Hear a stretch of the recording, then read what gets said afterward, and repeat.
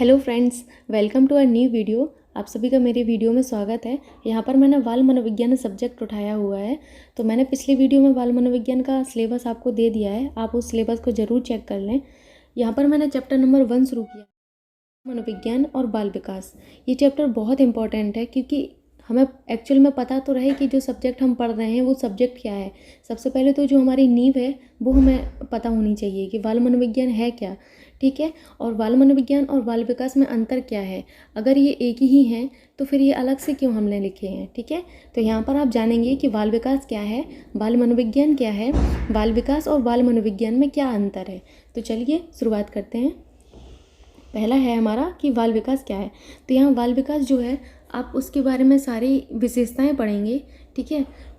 तो बालक के व्यवहार में होने वाले परिवर्तन को ही हम लोग बाल विकास कहते हैं। क्या, बालक के जो व्यवहार होता है, जैसे बालक जब शैशवावस्था में होता है तो अलग तरीके का व्यवहार शो करता है, बाल्यावस्था में जाने पर उसका व्यवहार परिवर्तित हो जाता है, वहीं किशोरावस्था में जाने पर उसके व्यवहार में परिवर्तन आता है। तो जो बालक के व्यवहार में परिवर्तन हो रहा है एक अवस्था से दूसरी अवस्था में जाने पर, इसका अध्ययन हम लोग बाल विकास के अंतर्गत करते हैं, ठीक है।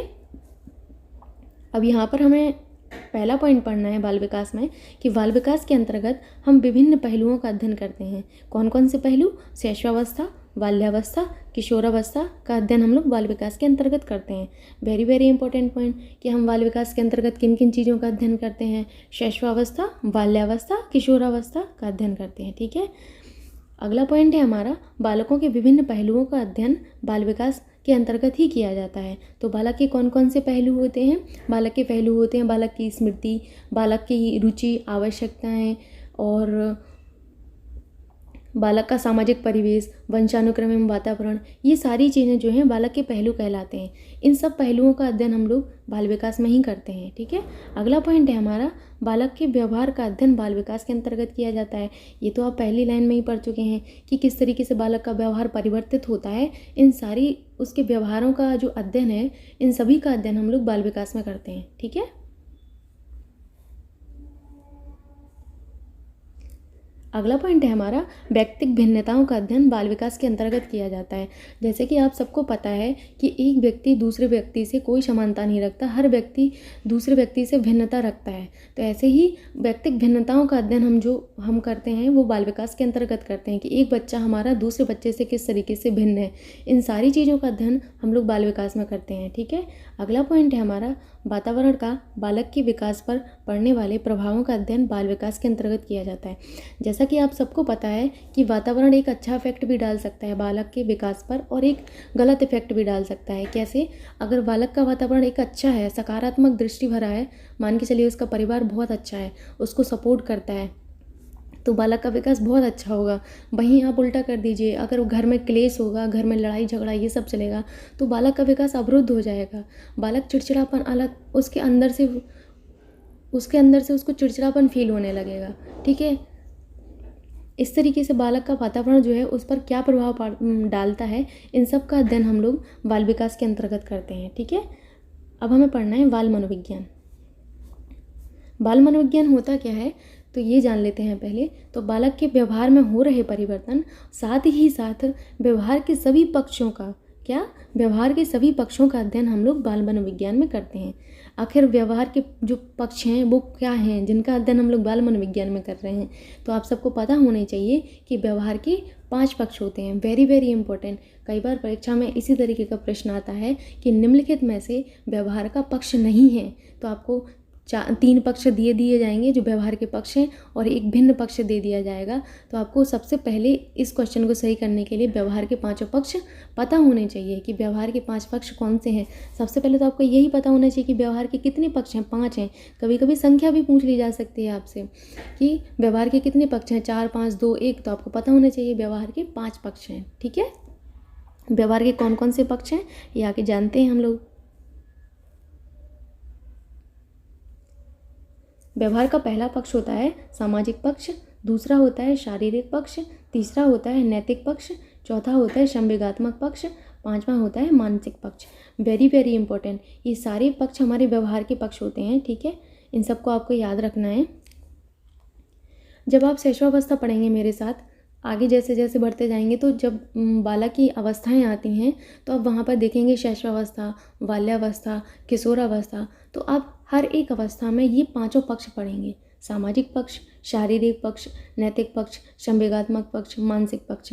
ठीक है, अभी तक यहाँ तक आपको शायद समझ में आ गया होगा सारा। अभी हम लोग नोट पढ़ते हैं। तो नोट में लिखा हुआ है कि 18वीं शताब्दी में पैथोलॉजी ने बाल विकास का सर्वप्रथम वैज्ञानिक विवरण प्रस्तुत किया। कई बार हमसे प्रश्न में सीधा पूछ लिया जाता है कि बाल विकास का सर्वप्रथम वैज्ञानिक विवरण किसने प्रस्तुत किया, तो पैथोलॉजी ने किया था। किसने? पैथोलॉजी ने। Very very important point. ठीक है, अगला पॉइंट है हमारा 17वीं शताब्दी में जॉन एमोस कॉमेनियस ने स्कूल ऑफ इन्फेंसी की स्थापना की थी। हमसे पूछ लिया जाता है कि स्कूल ऑफ इन्फेंसी की स्थापना किसने की थी, तो स्कूल ऑफ इन्फेंसी की स्थापना जॉन एमोस कॉमेनियस ने की थी। ठीक है, अभी हम लोग को डेफिनेशन के बारे में पढ़ना है। तो डेफिनेशन देख के तो बाल विकास में हम लोग को रोंगटे खड़े हो जाते हैं, बट अब आपका ये डर मैं दूर करूँगी, क्योंकि मैं आपको सिखाऊंगी कि डेफिनेशन को आपको किस तरीके से पढ़ना है। और जैसे कि आप सबको पता है कि डेफिनेशन के बिना ना तो बाल विकास सब्जेक्ट बनता है, ना ही हमारा टेट का पेपर बनता है, ना ही सुपर टेट का पेपर बनता है। ठीक है, एक डेफिनेशन ज़रूर से ज़रूर पूछी जाएगी। जैसे अभी जो 2021 का एग्ज़ाम मैंने दिया था तो उसमें डेफिनेशन पूछी गई थी, मुझे अच्छे से याद है। वहीं जूनियर का जो एग्ज़ाम था उसमें भी पूछी गई थी, सीटेट के एग्ज़ाम में भी पूछी गई थी डेफिनेशन। तो डेफिनेशन बहुत इंपॉर्टेंट है, आपको डेफिनेशन स्किप करना ही नहीं है। अगर आप नहीं भी याद कर पा रहे हैं तो कम से कम जो मेन डेफिनेशंस हैं उनको तो कम से कम आप पढ़ ही सकते हैं। और डेफिनेशन याद रखने का सबसे सही तरीका है बाल मनोविज्ञान में कि आप उनको बार बार पढ़ें। आपको रटना नहीं है, बस आपको अपने सामने बुक रखनी है या फिर जो वीडियो जो भी आप देख रहे हैं वो रखना है और बस उसको बार बार पढ़ना है खाली। ठीक है, जैसे पहली परिभाषा है, क्रो एंड क्रो ने कहा है, गर्भावस्था से किशोरावस्था तक के अध्ययन को बाल विकास कहते हैं। आपने इतना पढ़ लिया, लेकिन आपको इसमें की पॉइंट ढूंढना है, वो की पॉइंट जिससे आप अपने एग्ज़ाम में अपना क्वेश्चन सही कर सकें। कौन सा की पॉइंट है?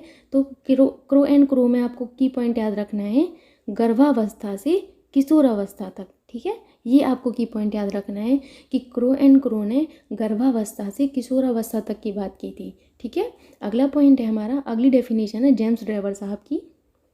तो जेम्स ड्राइवर ने कहा है कि बाल मनोविज्ञान की वह शाखा है जिसमें जन्म से परिपक्व अवस्था तक विकसित हो रहे मानव का अध्ययन किया जाता है।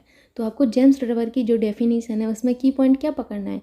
जन्म से परिपक्व अवस्था को पकड़ना है। ठीक है, ये की पॉइंट आपको ढूंढने हैं हर एक डेफिनेशन में, इसी के बेस पे आपको याद रहेगा वहाँ पे, नहीं तो आप सारे डेफिनेशन भूल जाएंगे, मिक्स हो जाएंगी सारे डेफिनेशन। अभी तो ये चैप्टर शुरू हुआ है, ये बाल मनोविज्ञान शुरू हुआ है, अभी आपको न जाने कितनी डेफिनेशन पढ़नी है। तो ऐसे करके आप की पॉइंट ढूंढिए और अपनी डेफिनेशन वाले जो क्वेश्चन है उनको सही करिए। ठीक है, अगला है हमारा रॉस का डेफिनेशन। तो रॉस ने कहा है, जन्मकाल से किशोरावस्था तक के अध्ययन को बाल विकास कहते हैं। आपको रॉस की डेफिनेशन जो है उसमें की पॉइंट ढूंढना है, जन्मकाल से किशोरावस्था तक के अध्ययन। ठीक है, आई होप आप समझ गए होंगे कि क्रो एंड क्रो की डेफिनेशन में आपको याद रखना है कि गर्भावस्था से किशोरावस्था तक के अध्ययन को बाल विकास कहते हैं।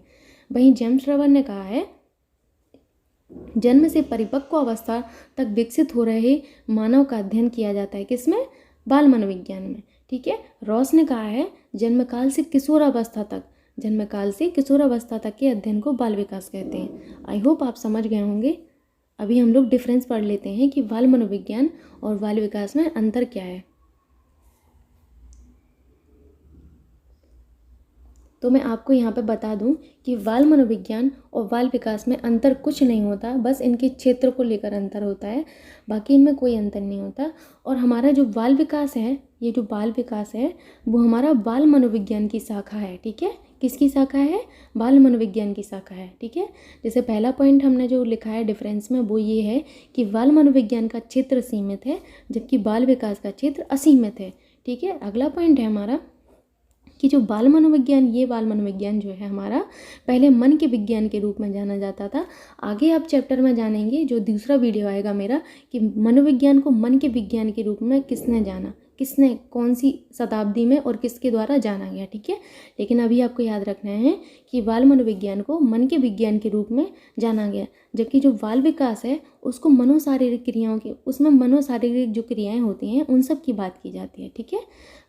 हमारा तीसरा डिफरेंस है, बाल मनोविज्ञान एक प्रकार से बाल विकास के विषय क्षेत्र को समाहित किए हुए है, जबकि बाल विकास मनोविज्ञान की शाखा की तरह है। अब आप समझ गए होंगे कि जो ये बाल विकास है वो मनोविज्ञान की शाखा की तरह है, ठीक है। आई होप यहाँ पर आपको डिफरेंस भी समझ में आ गया होगा। अगर आपको मेरा वीडियो पसंद आता है तो please like, share and subscribe my channel. मैं इस तरीके की वीडियोस आपको देती रहूँगी। ये मेरा चैप्टर 1 का पार्ट 1 था। अभी मैं चैप्टर 1 का पार्ट 2 भी जल्दी से अपलोड कर दूँगी। Thank you so much.